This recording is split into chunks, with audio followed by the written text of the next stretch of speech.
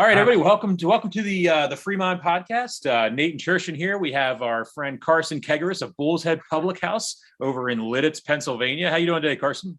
Fantastic, gentlemen. How are you doing today?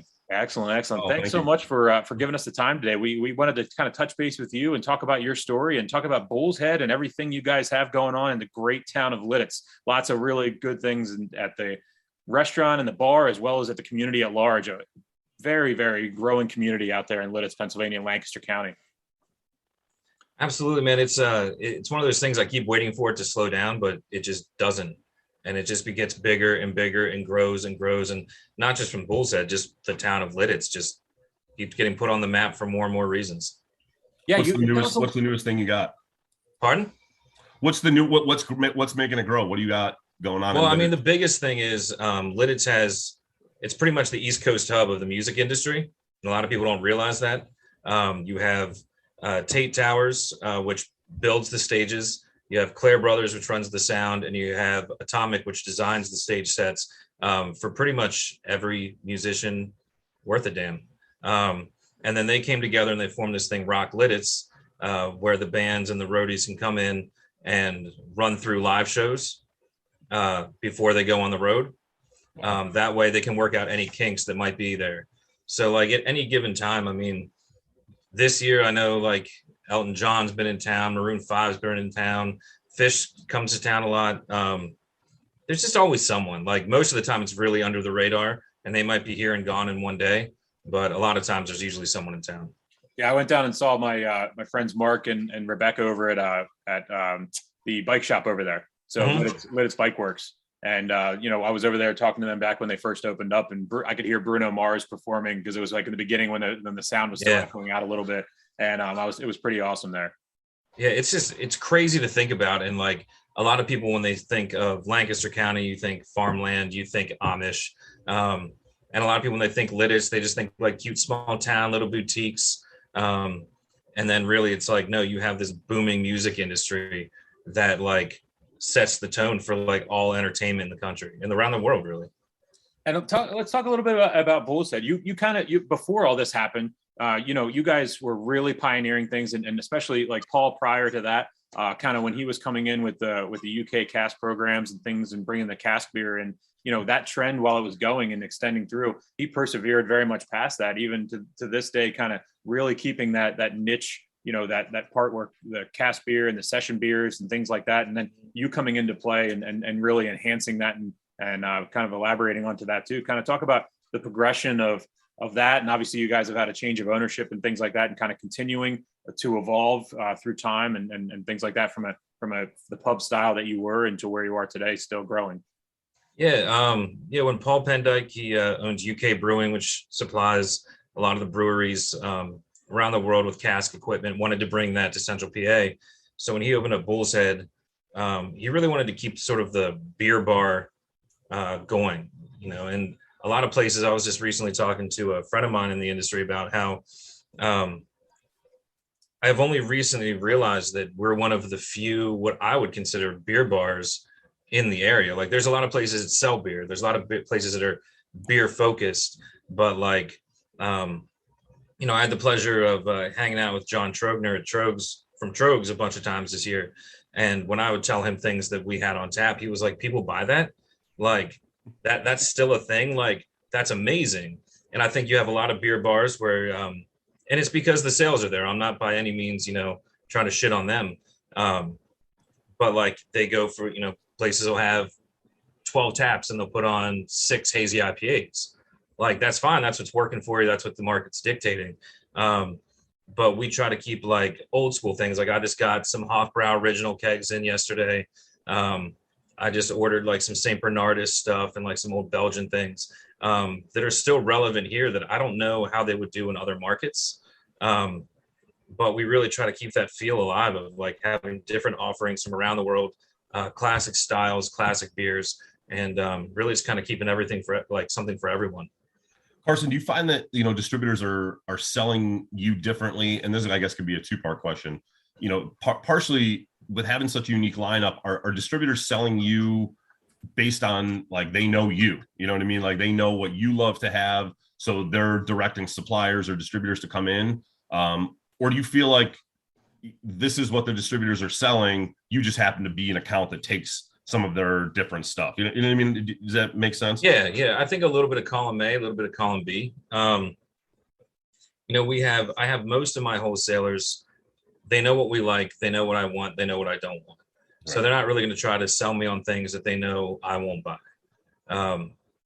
It's funny when we get new reps and they come in and they're like, hey, I've got this Kona red ale if you'd like it. And I'm like, that's not a bad beer. It's not really what we do. But thank you. And then like 3 weeks later, they'll be like, so I got this Kona thing again, this package. And I'm like, again, like not hating on Kona, like that definitely has its place. It's just not really what we do. And then you see like that learning curve take effect. And then they start to saying like, oh, I got this and would you be interested? Sure. And I try to be, usually I just tell them like just to text me. Like I don't need doted on.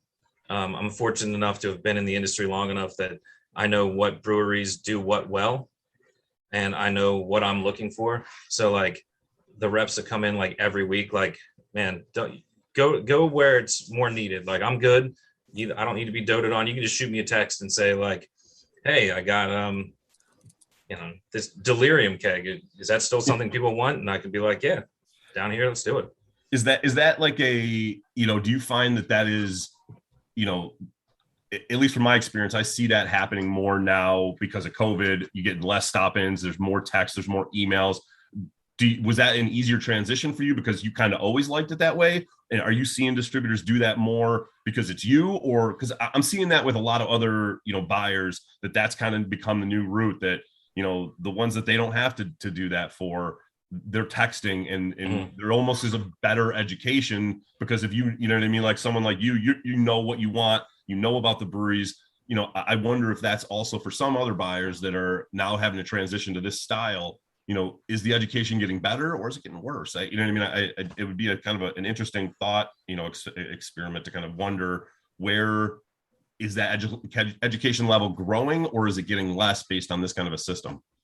Man, that's a good question. I think, so to answer your first part, it was an easy transition for me because I do most things through my phone, through email.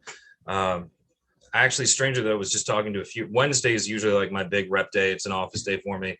So it's just like moving around from table to table in the pub of like different reps coming through.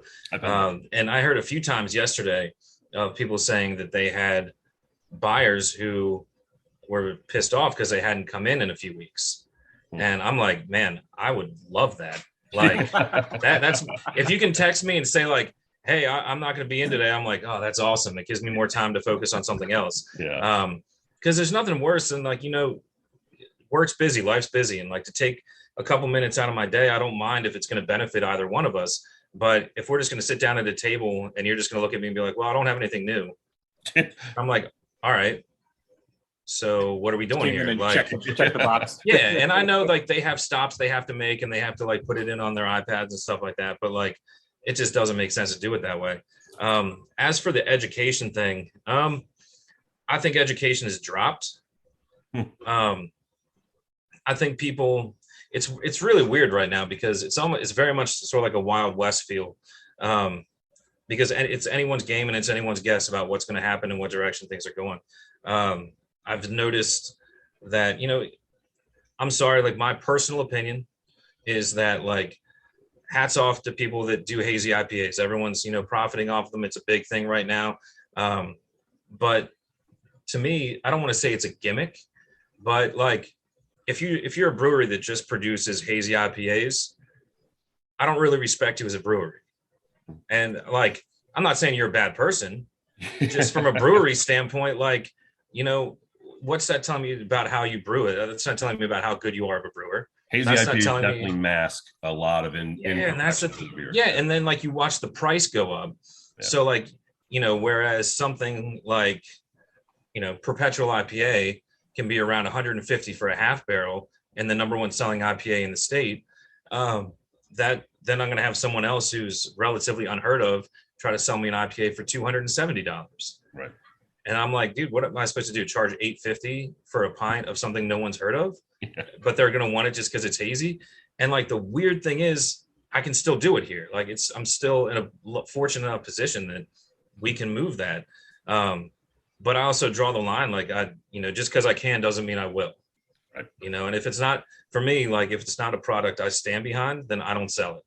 And if I don't think it's a good product, I don't move it. I don't care what it's rated. I don't care what like people are saying on message boards. If I don't think it's worth the squeeze, then I'm not pulling the trigger on it. Yeah. Yeah, that makes a lot of sense. Actually, like in addition to that too, I think sometimes it's suppliers and breweries and we work other with distilleries and stuff like that too, and wineries, and sometimes even those high prices, sometimes they're warranted and sometimes they're just an issue where they're not understanding how to price correctly in the market and not enough research was done. So they're looking at the budget of what they need to make as opposed to like what the market's going to hold. And I think sometimes that there's a disconnect there. And Church and I, a lot of times we try to help people understand what the market's going to bear and then versus what you need, and then try to build a plan to get there through volume or whatever it is, as opposed to making it on margin because you don't expect to make the volume.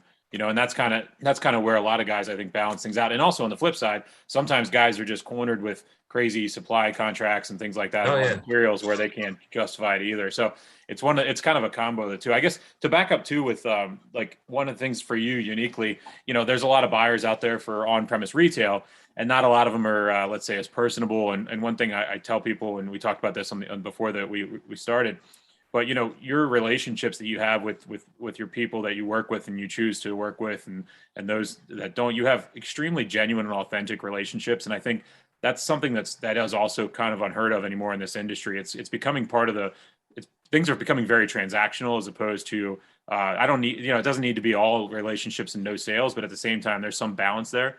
And I think holding on to that is so crucial. So I guess joking, but not. I mean, how do you manage your day with dozens of reps walking in that one want to transact with you and the other ones that just love hanging around you because you're a breath of fresh on their side? You're the 15th stop of the day and you actually want to talk to them and hang out with them, where it's not just a transactional piece. So I guess that's a challenging time management piece for you as well. It is, but I sort of, a few parts of that. Like, so first of all, as far as what my reputation may or may not be, I try to, I really hate cliche sayings, but one thing that I really try to live my life by is like, I would so much rather be hated for who I am than love. Wait, how is that? Love for who I am than hated for who I'm not, or yep, I forget. Right. I'm George Bushing it, but anyway, like tomato. Yeah, right. He dropped the nuclear bomb. Yeah. So yeah, I don't know. Like, I just try to be I feel like in my heart, I'm a genuine person, and like, I try to be who I am around these people. Like, I don't put on like a different face when I sit down at each table. Like, what you see is what you get.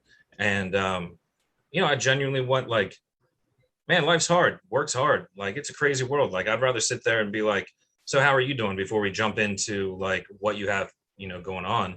And I think that, for me, as far as time management goes, as long as I don't have like pop up, like people just pop in, I usually allocate like time for each person. Like, I know who's coming in, even if it's a text that morning, like, hey, what time are you available today? I can be like, anytime after 1, but if I have someone randomly, cold call me, show up, I can't promise anything, but I'll at least try to make time for them. Like, you're trying to do your job just as much as I'm trying to do my job.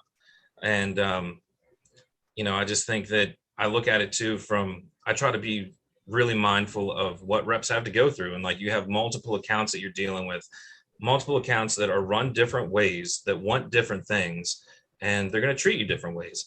And that's tough. That's got to be a really difficult, balance for anybody.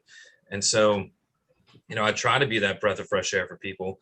And even if, I'm not in the mood, I try to look at it like,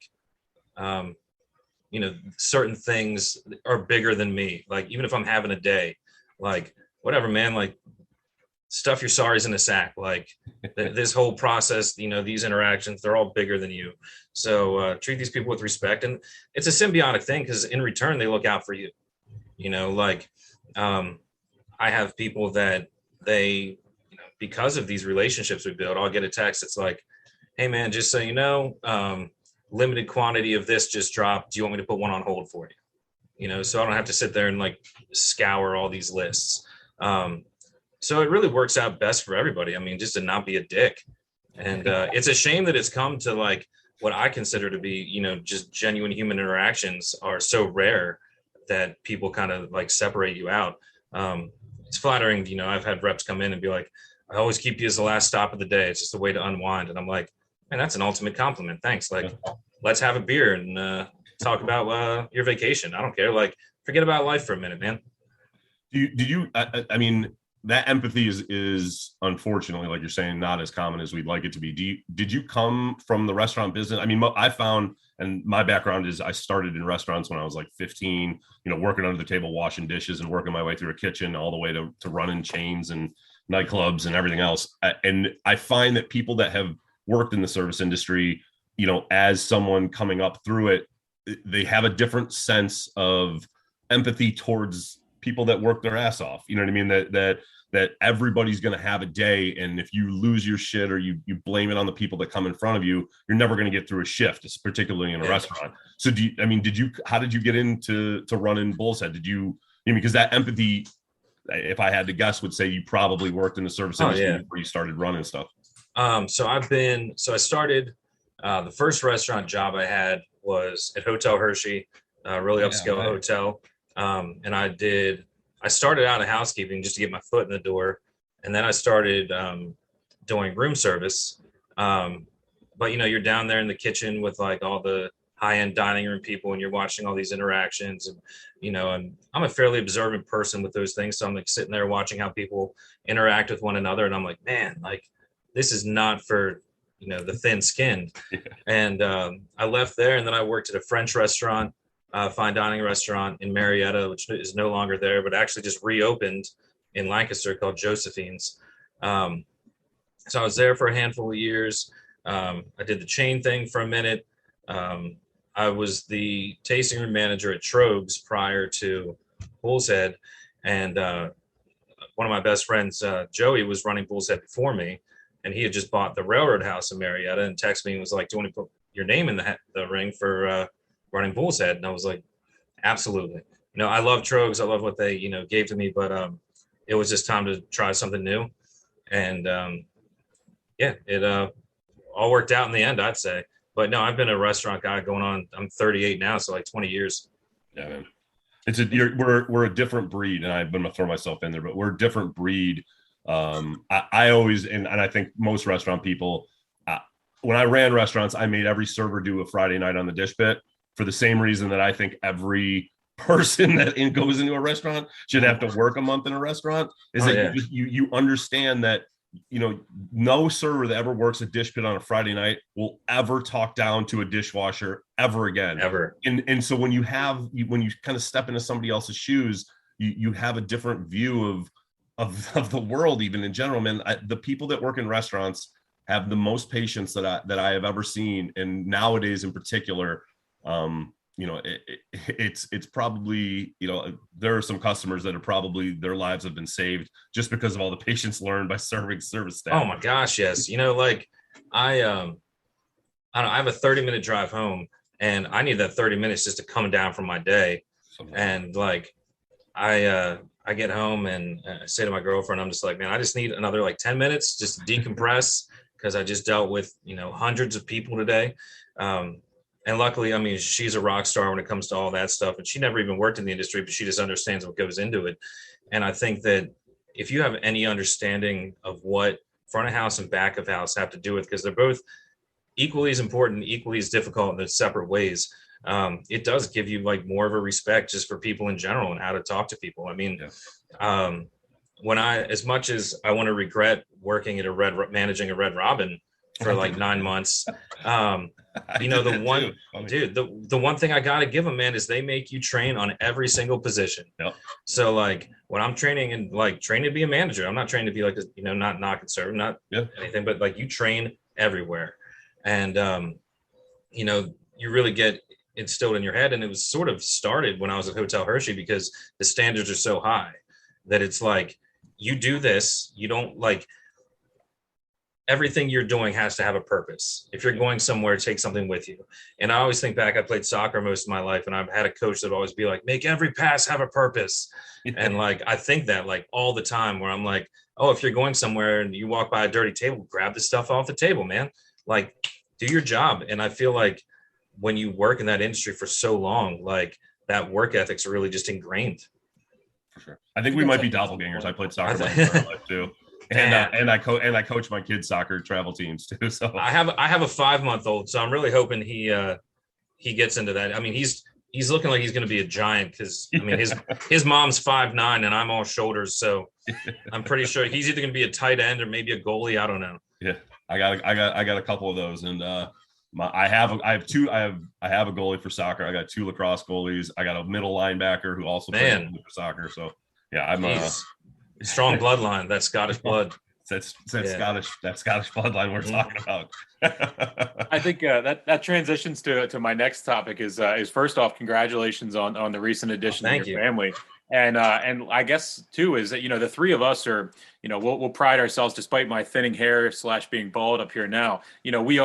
While we are the younger parts in the middle road of the age of the industry, the three of us each of us are nearly 20 years into the industry, which is kind of crazy to think about. Most times somebody, you think of somebody 20 years in an industry, you think of them being a lot older. With that said, I'd like to dive in a little bit to the transition of being in this industry as a non-father, and then being in this industry as a father, and how that changes how you work, how you live your life, and kind of what that means. Because a lot of times people don't understand how that it really does change everything about how you conduct your life in the alcohol industry when you start to have children. Before, I think that like a lot of people in the industry, you immerse yourself in so deeply that you're working like 50 hours is the norm. 60 hours is like, man, you worked a lot this week, but it's not like, holy shit, you worked 60 hours. It's like, yeah, I did 60 this week. What'd you do? Oh, I did 63. Oh, you got me. And actually, I noticed a few years ago that I was kind of burning myself out, and actually watching Chef Sean Brock down in Nashville. He did a chef's table, and he talked about basically burnout, and like, it really kind of watching that sort of made me reevaluate the way I was handling things and the way I was doing things, and how things have changed, and that you shouldn't wear it like a badge of honor, like how many hours you worked. Like, that's basically saying like you didn't get to live your life. You didn't get to do anything. And when I found out I was going to be a dad, one of the things I really wanted to do was start sort of making sure that I was at work less and home more. And I've gotten it down to like where I'm working like a fairly strict 40 hours a week, and which is unheard of.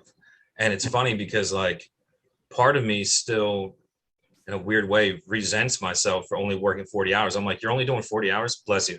And I'm like, you're only doing 40 hours a week, man. Like, you need to be there more. And I'm like, no, you don't. Like, you're getting everything done that you need to do. You need to be with your family, because that's what counts. That's what the most important thing is being there for my girlfriend, being there for my son, and everything else will fall into place. It'll work itself out. There's nothing in this industry that's enough of an emergency to take me away from them. And so as long as I'm doing my job to the best of my capabilities, and I'm not missing things, then that 40 hours is what's working for me. So I just really adjusted how long I'm at work, but it took a good few months to like, and it's still, it's still difficult to get it into your head that like, it's okay to work a normal 40 hours, because even if people around you are hitting 50, 60, like that's how they live their life. That's what they want to do, but that's not what I want to do with mine. So I don't want to be a slave to the man. I'd rather get to watch my son roll over for the first time and, have him shit up his back and stuff like that, and be there for those moments. It's honestly, man, that's it took COVID for me to get out of that cycle. It absolutely, I mean, the creation of my company was based on that exact reason. And I tried, shifting industries. I was in the restaurant and I'd work 80 hours a week. It was who I was. You know what I mean? I closed 6 nights a week, and sometimes I opened 5 of those days. I couldn't. And it was my own issues of not being able to let something go, or being like, can they handle it? Or even if I knew they could handle it, maybe what if the computer system goes down? You know what I mean? There was just so many different restaurants are, organized chaos, and I thrived in it, but that didn't mean that it was healthy. Right. So, COVID made me stop. It made me go home. It made me sit with my kids. It made me realize that stuff was way more important than sitting and finishing an Excel file at 6:30, 7 o'clock at night at the brewery desk, because I just needed to prove something to myself. Who knew what it was? But I found that with COVID, I was able to just take a deep breath, spending this time with my kids and being like, they need my help with homework now, right? I got the same joy out of finishing that Excel spreadsheet twice as much helping my kids, do fractions and multiply fractions. And so I'm scared of that, man. I'm not a fraction guy. Oh, just wait, man. They don't even teach it the way that we learned it anymore. It's a whole new way. And well, that works because I didn't really learn it that well the first time. So we have 6 kids in this house. We're a blended family with 6 kids, all the way from 8 to 16. And I can tell you that the math homework is very varying. And I'm kind of just hoping the younger ones just stay in that area, because I'm really, I get lost a little later on in the math. So I can do beer math and margins, but we start getting fractions and stuff, I'm out. It's funny. I might not be able to be great at writing a creative story, but I can math with the best of them. Maybe not calculus, but get me through. I can get you through pre-calc, but I don't know if I got the calculus in me anymore. But I'll be calling you. I'll be calling you soon. We'll just do, instead of our podcast being about Algon, to be like, how do we kids do homework? What is PEMDAS? What do you find, and kind of on the same line here, when people look at our jobs, and, I know as a supplier rep for a long time, they're like, oh, you're taking the distributors and out golfing and playing, what kind of common myths are you finding that are true, aren't true? You know what I mean? That you find that are like, oh, you sell beer for a living, or, oh, you just work at a restaurant, you just drinking beer and eating fries all day. What kind of common myths do you find is either a misconception or is spot on? I mean, there's always a little truth to it, eating fries all day. It happens, especially, hey, you worked in a Red Robin, dude. Endless fries, man. They're always there. Those garlic farm. I mean, come on. Yeah. So I find, one of the things I remind myself pretty regularly is that my job is a lot of people's hobby. And so I kind of try to pinch myself with that. Yeah. I was fortunate enough on Monday, John Trogner invited me down to Trogs for a brew day, a collaboration they did with Warwick Farms Brewing. And, I'm like sitting there and I'm dealing with, I don't know why I started it that way. I'm sitting there talking to like all these guys in the industry, just hanging out, drinking some beers and just talking shop. And then that night I went and emceed a bourbon dinner here at Bull's Head. And I'm like, man, what an exhausting day. And I was like, dude, like you literally today you drank all day. Like you got paid to hang out with one of, a pioneer in the brewing industry and a young up and coming brewery. And then you went and drank good bourbon, ate good food, and talked to people about bourbon. And you can't get better than that. And so like, there's times I just have to pinch myself where I'm like, man, there's people sitting in a cubicle and just like, a very office space like life. And so, yeah, like parts of my job are awesome and are, I do get to have those perks of going to breweries and going to distilleries and trying a bunch of new things. But it is a lot of work. Like it's a lot of social interaction and that is exhausting. And like always kind of having to be on, that wears you down a little bit. Yeah. So like, that's why I like it right there. I think you hit it right there. Always having to be on, having to be like on stage. Well, it's funny because of my persona at work and like, I'm a social guy, but at the same time, when I go home, man, I want to go home. Like I want to go home. I want to sit on my couch with my fiance. I guess I've called her my girlfriend. She's my fiance. So I don't want to confuse people that I have two different. You're living the life over there, bro. I know, right? Lititz. Woo!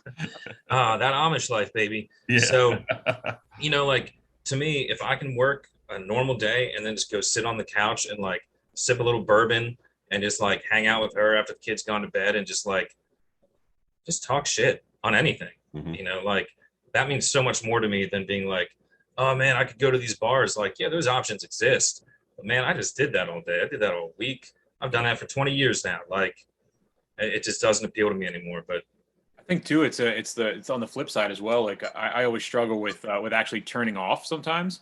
So when you're at that hobby or that brewery tour or something like that, like I think of the like a tour I was on, tours I've been on when it's just for recreational.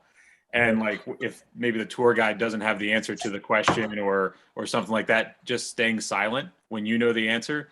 And I've actually said stuff sometimes and I get the nudge or whatever, and it's like, and I catch myself and I'm like, okay, yeah, just be a customer right now, be a consumer, don't be a industry veteran, like just be a consumer, like let everybody else, because the other people need to enjoy it as consumers as well. And I think it's interesting you say that, because that's something that I definitely go with. I think here on the lessons learned.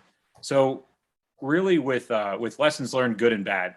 So kind of talking about over the course of your career, you know, some ideas that you might thought of just done on a whim and then they worked out really well and a good lesson from it. Or on the flip side, you know, a lesson learned where you might be able to tell somebody getting into the industry, hey, listen, do this, or you know, don't waste your time making this mistake and learning this lesson. Here's a handout for you, you know, that kind of thing.